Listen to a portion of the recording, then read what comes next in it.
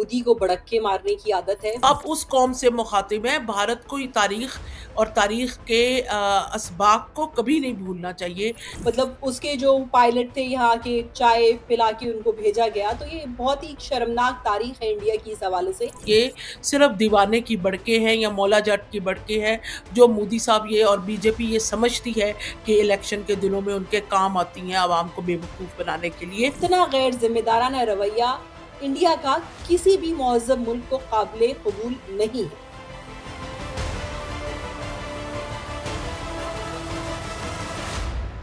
بھارتی وزیر اعظم نریندر مودی اور ان کی حکومت کی وزراء کے جانب سے آزاد کشمیر پر حملے کے بڑکے کوئی نئی بات تو نہیں۔ آئے روز وہ ایسے احمقانہ باتیں کر کے اپنی عوام کو بیوقوف بنانے کی کوشش کرتے ہیں۔ The very high turnout was step number 3. I think the part we are waiting for is the return of the stolen part of Kashmir, which is on the under illegal Pakistani occupation. When that's done, I assure you, Kashmir solved. میں اکیلا نہیں، دیش کے کروڑوں لوگ چاہتے ہیں، شاید آپ بھی چاہتی ہوگی کہ پاک آکوپائی کشمیر جلدی سے بھارت کا حصہ بن جائے۔ لیکن سوال یہ ہے کہ اگر بھارت نے واقعی ایسا کوئی قدم اٹھایا تو صورتحال کیا ہوگی؟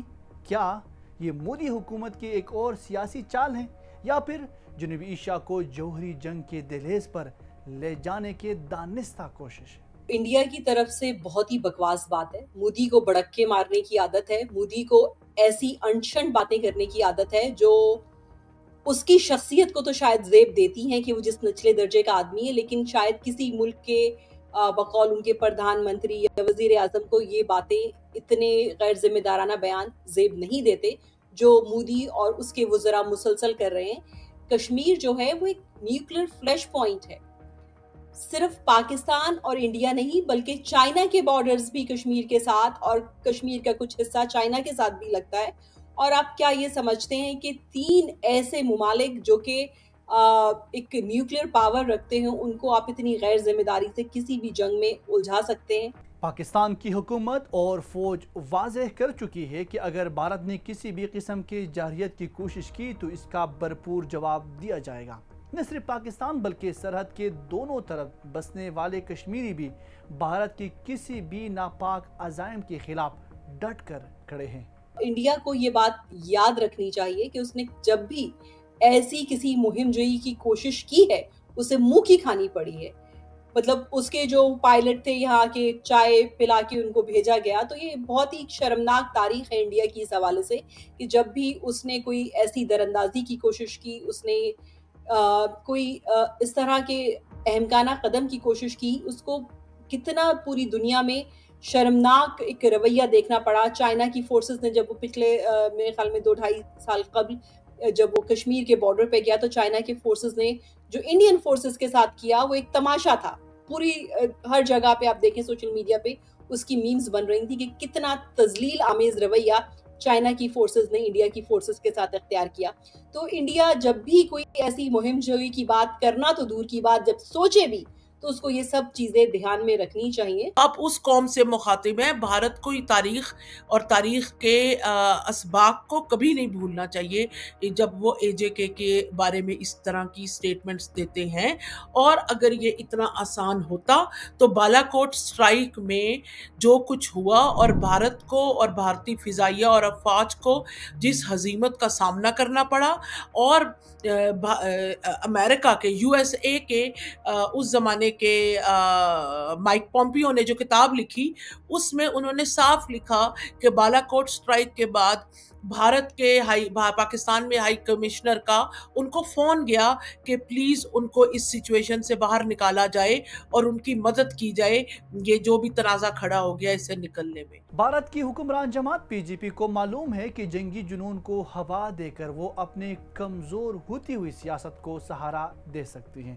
انتخابات کے دوران یہ کسی بڑے اندرونی بحران کے وقت مودی حکومت ہمیشہ پاکستان مخالف بیانات کو استعمال کرتے ہیں تاکہ عوام کی توجہ اصل مسائل سے ہٹایا جا سکے۔ یہ صرف دیوانے کی بڑکے ہیں یا مولا جٹ کی بڑکے ہیں جو مودی صاحب یہ اور بی جے پی یہ سمجھتی ہے کہ الیکشن کے دنوں میں ان کے کام آتی ہیں عوام کو بے وقوف بنانے کے لیے، اور اس طرح کی بڑکے لگا کر ہیٹریٹ پہ بیسڈ ووٹ بینک اسٹیبلش کر کے وہ اپنے عوام کو بھی بیوقوف بناتے ہیں اور ایپیٹائٹ فار پیس کو بھی ریڈیوس کرتے ہیں ان بھارتی عوام، اور یہی ان کو پولیٹیکل فائدہ دیتی ہے۔ مگر مجھے بڑے افسوس سے کہنا پڑتا ہے کہ اپنے شارٹ ٹرم پولیٹیکل فائدے کے لیے وہ بھارت کو long term polarisation, economic downfall, problems, corruption, اور سب سے بڑی بات یہ کہ نفرت کی آگ میں جھونک رہے جو ایک عالمی برادری ہے اس کا بھی جو ایک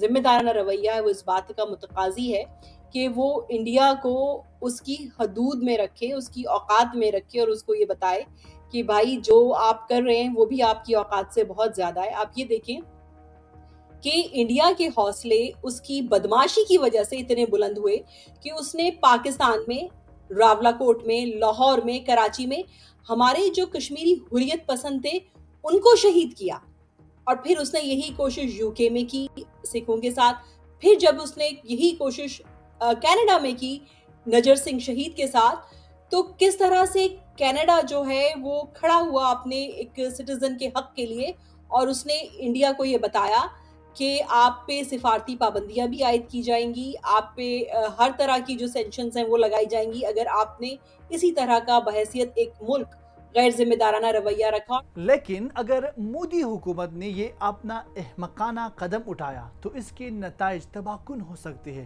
پاکستان اور بھارت دونوں جوہری طاقتیں ہیں، اور ایک معمولی جارحیت بھی خطے کو بڑے تصادم کی طرف دھکیل سکتی ہے۔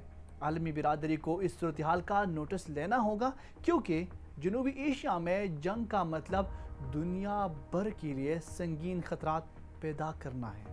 بھارت کا جب آپ یہ دیکھتے ہیں جنگ کے لیے کچھ باتیں بڑی امپورٹنٹ ہیں جو ایک عام آدمی بھی سمجھے۔ نمبر 1، جنگ آپ اپنی مرضی سے شروع تو کر سکتے ہیں، جنگ آپ کی مرضی سے ختم نہیں ہوتی۔ نمبر 2، جنگ شروع کرنے سے پہلے آپ اگر یہ سوچتے بھی ہیں کہ جنگ لمیٹڈ وار رہے گی، مگر جنگ اپنا سکیل اور اپنا مومنٹم اور اپنی لمٹس خود طے کرتی ہے۔ نمبر 3، وار آن پیپر اور وار آن گراؤنڈ میں بڑا فرق ہے۔